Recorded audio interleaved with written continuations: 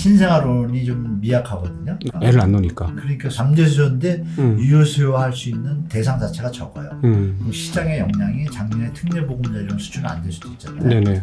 금액적으로도 반밖에 안 되고 그런 상태에서 미국이 금리를 쉽게 못 내리고 있잖아요. 네네. 매물이 늘어나고 있고 이런 걸 감안해 보면 시장의 어떤 매수에 대한 심리, 현재 가격에 대한 사람들의 합리적인 생각들이 이게 가격이 계속 갈 수 없겠구나 라는 생각들이 지금 번져가고 있는 단계였죠.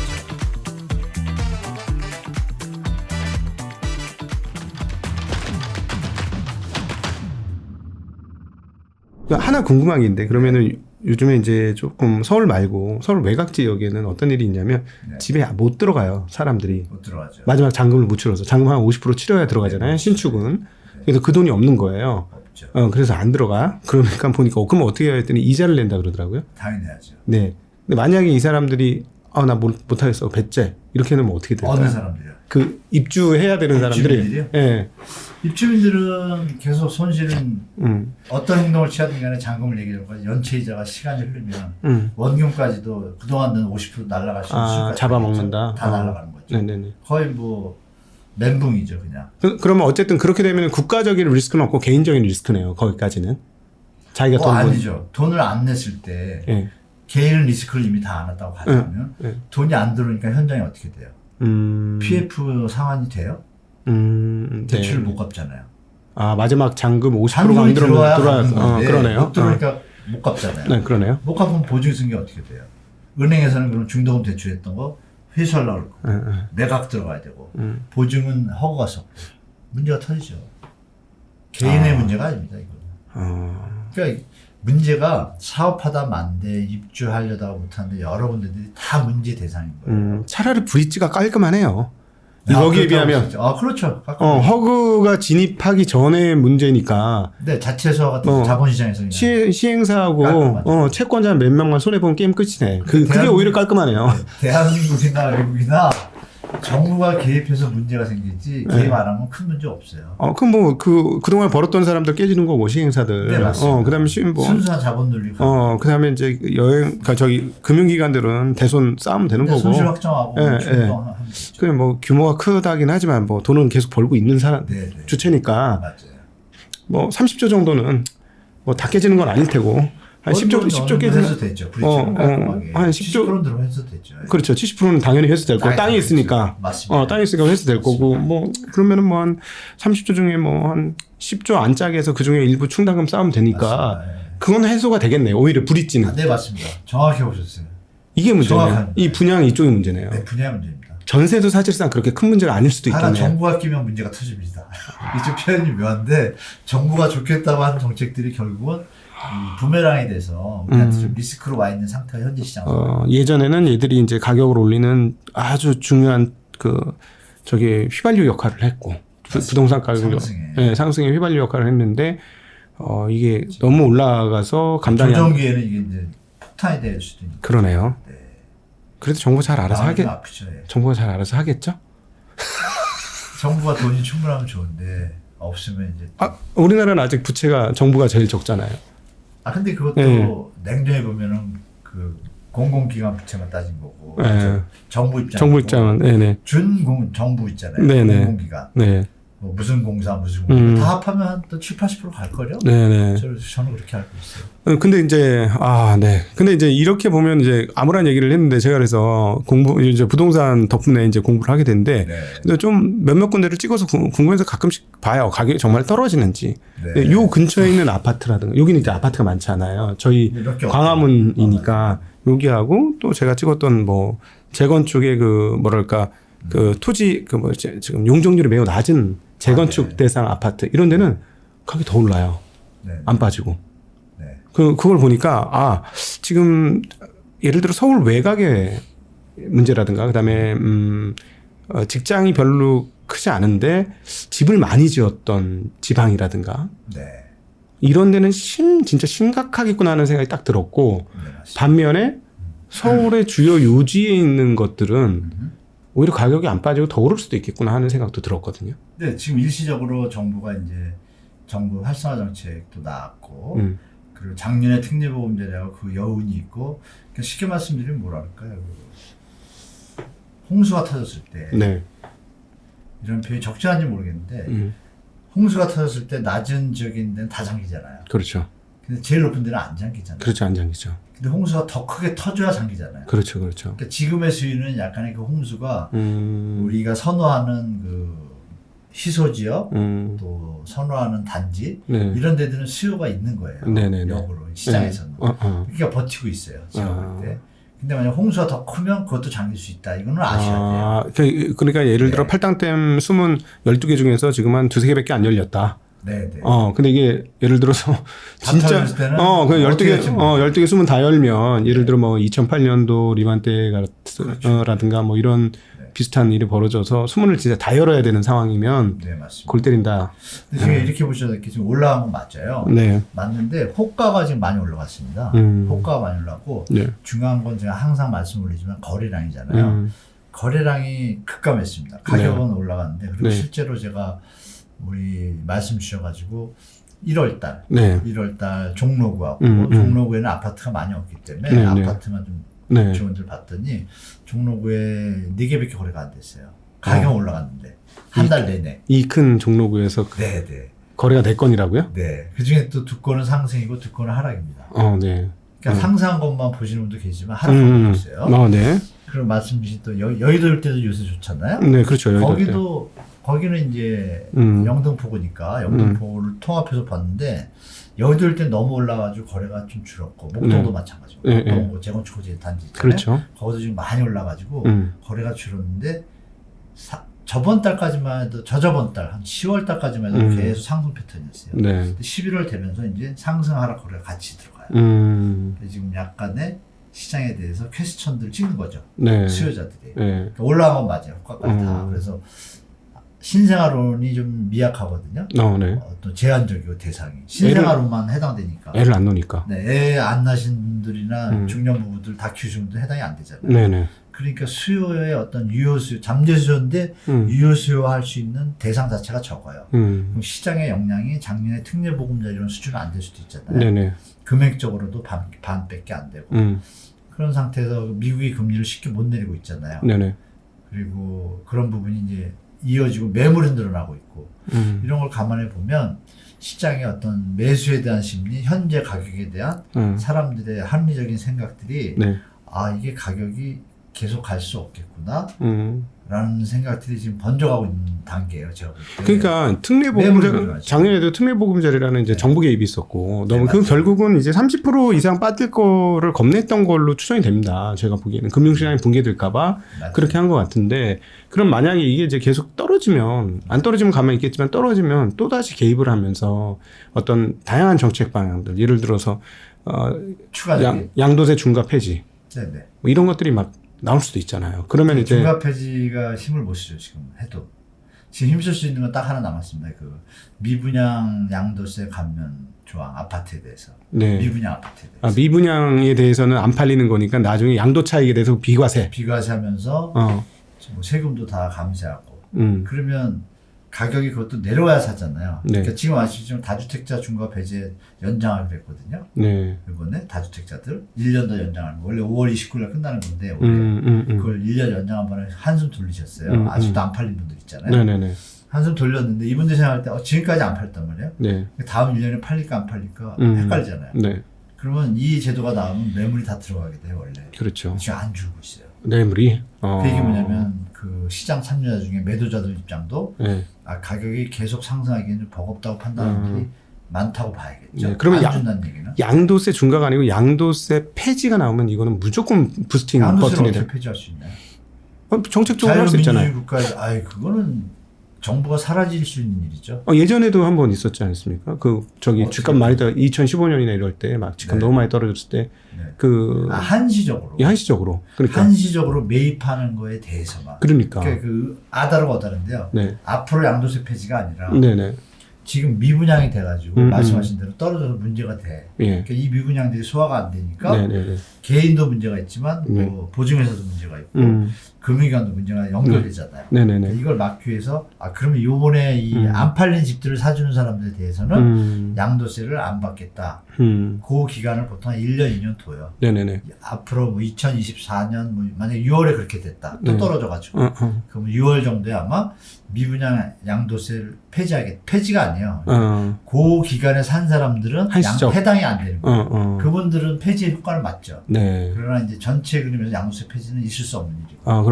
그렇게 네. 되면 그건 진짜 강력한 정책적 부스터다. 최고 정책이죠. 그렇게 보면 되죠. 네, 그랬을 때 미분양이 소화가 되면 다행인데 자산가들이 볼 때 살 수 네. 있는 사람은 누군가요, 그러면? 돈 여유 있는 여유 있는 사람들이죠. 사람들이죠. 네. 그 임대사업자분들이 볼 때 이 가격이 조정이 안 됐으면 안 들어오겠죠. 그렇지. IRR 같은 게 조정이 나와야지. 됐는데 정부가 만약에 임대사업자들이 원하는 적정한 가격이 만약에 100원인데 현재 150원이에요. 근데 이게 130원이 됐어요. 네. 그 임대사업자는 기다릴 거 아니에요. 근데 130원에서 대책을 던졌다고 할게요. 네. 사나요? 안 사죠. 왜? 네. 이거 사봤자 자본시세 차익이 2년, 3년 뒤를 봤을 때 적어요. 네. 그럼 기다리겠죠. 네. 그럼 그 정책은 실패하게 돼요. 어. 그래서 정부도 그 타임을 잘 봐야 돼요. 어느 때냐? 확실하게 어느 정도 내려갔을 때. 그 무주택자들은 임대사업자 제도가 나올 때가 무주택자분들도 살 때예요. 이해되셨죠? 네네, 무슨 말인지 알죠. 네. 근데 이제 부동산을 보니까 이제 우리 그 주식 금융 투자를 하던 사람 입장에서 보면은 네. 제일 진짜 신기한 게 하나 있더라고요. 네. 호가 갭이 아우, 엄청나더라고요. 엄청나죠. 그거 보고 정말 많이 놀랐어요. 팔자는 사람의 가격과 사겠다는 사람의 가격이 너무 차이나죠. 그러니까 2, 3% 차이가 아니고 우리 주식은 틱으로다가 10원 상간으로 막 이렇게 있는데 10원 100원 상간으로 있는데 여기는 투명하지 않죠. 예. 몇 억씩 차이가 나는 경우도 네, 있더라고요. 맞습니다. 내는 사람 20억, 사자든 사람 이렇게 10억. 말씀드리면 이해되죠. 네. 공인중개사 입장에서 네. 오늘 뭐 VIP 받았어 이 소리가 뭐냐면 네. 세상 물정 모르고 돈 졸부된 사람들 네. 와가지고 이게 얼마예요? 그런데 시세가 20억이요. 네. 21억 더 좋은 집 있어요. 묻지도 않고 그냥 사는 사람. 그게 이제 상승거래 잡히는 거고. 네네네. 이 물정을 아는 분들은 와서 왜 이렇게 비싸요? 16억짜리고 17억짜리 이러면 그분한테 맞춰서 또 해요. 아유 이거 오늘 저 전문가 손님 왔어. 이게 그 소리예요. 그 손님은 진성 손님 거죠. 시세. 네네네. 근데 이제 가끔가다 그런 손님도 오잖아요. 네. 그러니까 우리가 해외여행 가면 그러잖아요. 그 나라 말 좀 할 줄 알면 바가지 안 씌우잖아요. 그렇죠. 그런 패턴도 이 시장에도 존재한다고 보시면 돼요. 사실은. 그렇군요. 그럼요. 폼 잡고 이렇게 무게 잡고 뭐 교수나 변호사가 막 일만 하시다 부동산 네. 보잖아요. 딱 왔어요. 지가 깎아주세요. 뭐 이거 뭐 네. 못 따지거든요. 풀기 때문에. 그런 분들은 이제 공인중개사분들 입장에서는 정말 VIP죠. 말씀하는 대로 웬만하면 들어가니까. 네네. 그런 분들은 시세보다 높게 사는 경우도 있는 거고. 네네. 뭐 그렇게 보시면 되겠죠. 네. 근데 높게 사는 사람들이 90% 이상인 건 부동산이 상승하는 건데 지금은 벌써 아시겠지만 하락과 그게 계속 공존하잖아요. 그러니까 시장에서도 그렇고 공인중개사분들도 이 시장을 이미 알고 있어요. 네. 핵심은 이거죠. 매수 우위 지수니까 손님이 매도는 10개가 있는데 지금 손님이 한 두 분 정도거든요. 그러면 이미 선택권은 끝났죠. 그렇게 시장 그러니까 결국은 이렇게 호가가 떠 있는데 네. 이쪽으로 붙으면 이제 집값이 상승하는 거고 매도가에 그렇죠. 사주는 사람이면 맞아요. 매도가 그거는 이제 사람들이 집값이 더 오를 거라고 확신하고 그렇죠. 그다음에 나 지금 집 안 사면 나 바보 되겠다 맞아요. 큰일 나겠다 해서 쫓기면 이제 매도가에 잡아먹으면서 집값이 올라가는 거고 상승해 주는 거. 근데 그러면 지금은 이 공간이네요. 근데 사람들이 이걸 안 잡아먹는다는 거 집값이 올라갈 생각은 별로 없. 네, 기대가 이제 컨센이 많이 꺾인 거고. 맞아요. 근데 이제 매도자들이 여기다가 던지진 않는 거고 또 지금. 네, 버텨보는 거죠. 네, 지금 버티는 정부가 거죠. 계속 정책을 주니까. 지금 버티는 거고. 그러니까 결국은 약세장은 결국 요 갭 사이에서 못 견디고 매수가에다 던지는 사람들이 나오면 그때부터 이제 그때 이제 약세장으로 이제 가는 거고. 맞습니다. 지금은 그건 팽팽한 적이네요. 완전 팽팽해요. 지금 신경전 상황이네요. 그렇게 아시겠지만 작년 9월까지 쭉 가다가 네. 9월 이게 꺾였어요. 꺾였다가 정부가 이번에 120 대책을 또 던졌잖아요. 새 벽두에. 작년에 1월 3일날 던지고. 정부도 다급한 거예요. 이거 또 꺾이는구나. 근데 총선이 있잖아요. 집값이 막 내려가면 이 다수당 입장에서 보수 쪽 분들이 좀 친성향적이니까 그걸 이제 염두해가지고 그러고 물론 이제 정치적인 것도 있겠지만 정책적으로 봐도 PF 문제가 해결이 안 됐잖아요. 네. 그럼 하여간 급격한 경착륙 막아야 되니까 정부 음. 입장에서 최대 정책을 던졌어요. 네. 근데 이제 매도자 입장에서 네. 이 정책이 주택 가격을 상승할 수도 있지 않을까라는 생각을 먼저 하죠. 네. 일단 나오면. 네. 네. 네. 그리고 시장을 보죠. 네. 근데 지금 시장 감은 어떠냐면 부동산 사장님들이 이게 정확하잖아요. 네. 아우 그냥 예전엔 귀도 아프고 그랬는데 이제 귀도 안 아프면 묻는 사람도 없고 그렇지. 이 떠가지고 떠가지고 이렇게 있는 거지. 묻는 이러면 게 서로. 옛날에 오면 막 어. 상장인데 지금은 주인들이 이런데요. 아 손님 좀 없나요? 이 얘기하고 툭 끝나고 매수자는 또 아주 금매 좀 싼 거 있으면 연락 주세요. 이렇게 툭 하고 대화도 짧아지고 이해되시죠? 아, 이해됩니다. 붕 떠가지고 지금 네. 여기 이렇게 가고 있어요. 지금 팽팽한 접전이네. 그러면. 팽팽한 것 같지는 않던데요. 아까 말씀드린 매수 우위처럼 이게 보는 비율이 좀 비슷해야 되잖아요. 서로 딱. 이게 아니라 이걸 물어보는 사람이 워낙 적어요. 매수 매수 물어보는 문의가 사람. 적어요. 매도 문의는 많고. 그러면 예측은 좀 되죠. 근데 보니까 한국 보니까 이러더라고요. 이러다가도 하나가 매수가 잡히면 매도 물량이 싹 없어져. 더 비싸게 지금 팔고 안 싶어서. 그거 예전 얘기예요. 예. 시장에 그거 정확해요. 그동안 제가 부동산 3년 했는데 예. 지금 특이한 정말 좋은 말씀이신데요. 예. 부동산 3년 했는데 무조건 호재나 이런 GTX 호재라든지 네네네. 110 대책이 나오면요. 네. 매물이 보통 반 이상 팍 줄어요. 예. 뭐 5천 개 나왔다 갑자기 2천 개를 줄여요. 예. 그러면 사람 심리가 더 받을 수 있다는 생각이 그렇지. 많은 거고 이 사람들이. 그렇지. 그리고 2천 개가 되니까 갑자기 매수자들은 조급해서 또 따라가서 응. 올라가는 효과가 있는 게 정상적인 시장이에요. 예. 지금 그게 하나도 안 통해요. 110 대책이 네네. GTX 얘기 나오고 네네. 시장이 잘 안 움직이고 있어요.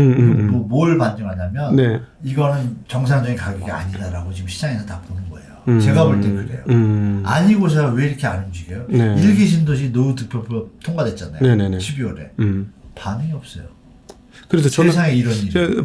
분당에 계신 부동산에서 분, 분당에서 오신 분이 물어보시길래 만약에 용적률 많이 올려주면 그때 아마 집값이 오를 거예요. 그럼 그때 팔고 나오셔야 돼요. 제가 그랬거든요. 아, 네? IPO 직전하고 똑같은 거예요. 제가 그랬어요. 주식으로 따지면. 왜냐면 그 용적률에 그거 짓기 시작하는 순간 그거 골 때릴 것 같거든요. 네. 짓기 직전에 나오세요. 금융의 논리는 그래요. 라고 말씀드렸는데 맞아요. 용적률 그럼 안 올라가나요? 거기? 분당 같은데? 용적률 300% 한다고 하는데 500% 아니고? 여러분들한테 이 얘기 말씀드릴게요. 그 노후주택법을 이제 뉴스로만 들으시니까 언론들이 이제 약간 친부동산 상황이 많잖아요. 그러니까 팩트는 말씀드릴게요. 뭐 이 얘기 들으면 좀 이해하실 거예요. 리모델링 단지 조합장님들이 모이셔가지고 요새 성명서 내고 있어요. 첫째.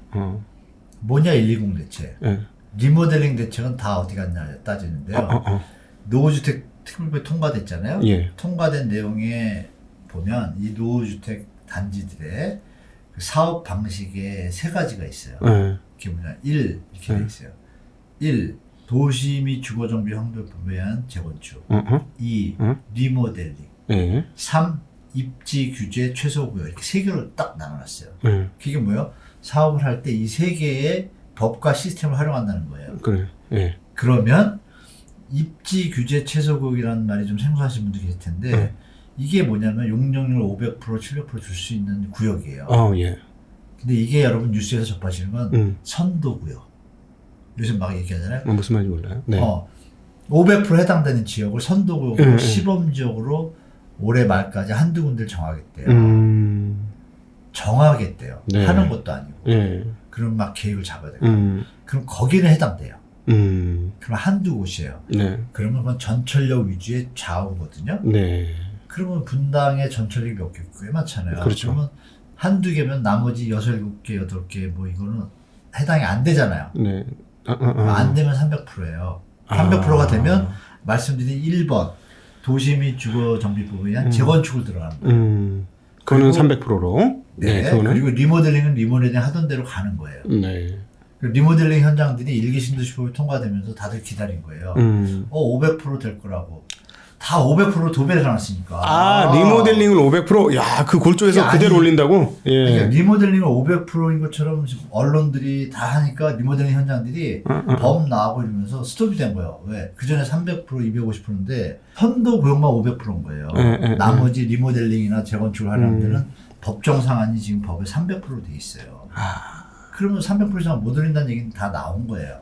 예. 그러니까 막 거품이 됐던 게 500% 용적률 기준으로 가격이 펌핑되다가 내용을 들여다 보니까 우리는 네. 선도국이 아니면은 300%구나. 그럼 가격이 내려와야죠. 예.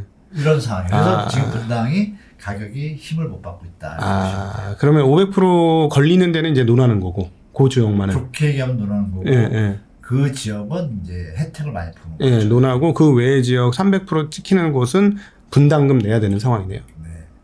그럼 골치 아프. 보시면 돼요. 그럼 골치 아프네요. 예. 또 이런 부분도 있습니다. 왜 내려가냐면 이미 분당이 20년 지난 법이 20년 지난 걸로 돼 있어요. 20년 지난 주택들이 100만 제곱미터인데 상식으로 생각해보세요. 20년 지났는데 왜 푸시죠? 푸실 이유 일단 안 맞고. 네네. 그래서 원래 30년이 기본이에요. 네네. 30년인데 분당에 최근에 입주한 데는 2005년, 7년도에 입주한 데도 있어요. 예, 여기는 20년 되면 몇 년 기다려야 되죠. 그렇죠. 그러면 정부가 슈퍼블록으로 묶는다 그랬잖아요. 그럼 몇 년 더 기다려야 되죠. 좀 이상하죠. 여기는 바로 하고. 네네. 그럼 여기가 먼저 하면은 여기 이런 막 복잡한 문제들이요. 지역 안에서도 주민 갈등이 벌써 생기기 시작했어요. 이미 얼마 전에 공청회 또 했거든요. 네. 통과되고 나서 이제 총괄 본부장이 나와가지고 거기서 각 전철역 주민들이 나오셔서 우리 지역이 선도구역이다. 싸움은 아니지만 벌써 주민의 어떤 갈등을 유발하는 너무 급조된 정책이다 보니까 똑똑한 사람들이 이런 거예요. 이게 과연 제대로 끝까지 갈 수 있을까라는 퀘스천이 줄 수 있어요. 네네. 이건 그냥 예전처럼 도시 그 정비법으로 의해서 재건축하고 리모델링을 가는 게 빠르겠구나라고 판단하는 분들은 왜냐하면 블록별로 하면 한 6, 7개 블록이라 그러면 한 블록에서 넘어가는데 한 블록이 5년 걸리면 5년, 10년, 10년, 5, 7, 3, 40년 걸려요. 그 논리대로 하면. 그러니까 정부가 부랴부랴 내놓은 게 2040년까지 뭐 착공하도록 뭐 입주 말이 왔다 갔다 해요. 근데 주민들이 생각해 보세요. 이걸 한꺼번에 다 푸실 수는 없잖아요. 그렇죠. 그 말이 안 되는 거예요. 그렇죠. 그러면서 현장 생각해 보니까 그럼 오래된 데부터 해주겠구나. 그렇죠. 그럼 거기가 되면 우리가 만약에 2000년에 세운 데예요. 네네. 입주를 했어요. 2023년이잖아요. 해당은 되는데 순위가 딱 보니까 맨 뒤에 그렇죠. 맞단 말이에요. 1992년도에 한 개가 제일 빨리 되겠지. 네. 그러면 이 2002년도 현장들은 어떻게 됐어? 갑자기 500% 나는데 그것도 아니고 300%고 그냥 사는 게 낫겠네 이럴 수 있잖아요. 그래도 가격 변동이 없다. 조용하고. 그러면 이 섹터에서 이 아파트는 또 빠지잖아요. 그렇죠. 그럼 나머지 아파트들은 슈퍼블록이 또 안 되잖아요. 그러니까 이렇게 단지들이 다 그대로 92년도 뭉쳐 있는 게 아니잖아요. 몇 개 없어요. 섞여 있거든. 그러니까 이런 부분들이 복합적인 문제들이 좀 있다. 근데 그걸 이제 주민들이 안 거예요. 뭐 계산하고 공인중개사분들 뭐 하시는 일이 분석하시는 거니까 다 분석해 보니까 그럼 자기야 단골한테 뭐라 그러겠어요. 차라리 이거 지금 팔고 뭐 빨리 할 단지를 가시던지 늦게 할 단지 같으면 지금 팔고 빠진 게 나을 거라고 얘기할 거고 뭐 이런 것들이 벌어지니까 물량은 여전히 많고 가격은 하락 추세가 상승은커녕 하락 분위기가 여전히 유지가 된다는 게 아주 특이한 현상이죠. 이렇게 호재가 터졌는데. 네네네. 그래서 여러분들이 시장을 일개 신도시 노후 것도 해당되는 단지는 말씀드린 노다지가 되겠지만 그렇지 않은 단지들은 약간 희망 고문이 들어갈 수도 있다. 그렇게 보시는 게 좋을 것 같습니다. 너무 오늘 좋았습니다. 오늘 현장 얘기를 들으니까 정말 죄송한데 저 지금 복도방에 앉아서 얘기 듣고 있는 좋죠. 좋죠. 죄송합니다. 왜요? 그런 얘기도 왜 그래요? 복도방이 얼마나 좋은데요? 그렇구나. 상황이 그렇구나. 하면서 이해가 굉장히 많이 됐어요. 또 오늘 너무 오늘 실감나는 복도방이 좋은 말이잖아요. 덕이 막 넘치고 덕이 넘치는 방 아닌가요? 잘 모르겠습니다. 그래서 오늘 재미나게 너무 얘기 잘 들었고요. 자주 좀 나와 주십시오. 예. 그럼 다다음 달에는 네네. 2달 후에 꼭 나오시는 걸로. 알겠습니다. 우리 시청자분한테 약속하시는 거예요. 우리 시청자 여러분들 항상 건강이 최고시고요. 또 새해가 다가올 텐데 새해 복 많이 받으시고요. 누구라고 얘기하긴 그렇고요. 경제학자 노벨상 받은 분이 행복은 자기 소유한 거하고 욕망을 분수 비율을 잘 어떻게 두느냐에 딸렸대요. 욕망이 큰데 소유가 좀 더 크면 당연히 행복하겠죠. 근데 소유가 작으면 불행해지잖아요. 그렇죠. 그러니까 마음을 근데 줄이면 욕망을 그냥 저절로 행복이잖아요. 그렇죠. 그런 걸 좀 마음의 마인드를 조금 부동산에 대해서 좀 여유 있게 접하시기를 좀 권해드리겠습니다. 네. 아, 오늘 우리 한문도 교수님 나오셔가지고 너무 이제 재미나게 네. 문제는 문제인 거고, 그 다음 상황은 상황인 거고, 현장은 현장인 거고, 네, 요거를 맞습니다. 다 이렇게, 배울 수 있어서 너무 재미나게 시간이 정말 훅 하고 지나간 시간이었습니다. 앞으로 이제 2달에 한 번씩 나와주시기로 했으니까 여러분 자주 뵐 수 있을 것 같습니다. 네, 오늘 함께해 주신 우리 한문도 교수님께 너무 감사드리고 함께해 주신 모든 분들께도 감사의 인사 드리겠습니다. 인사드립니다. 고맙습니다. 네, 고맙습니다.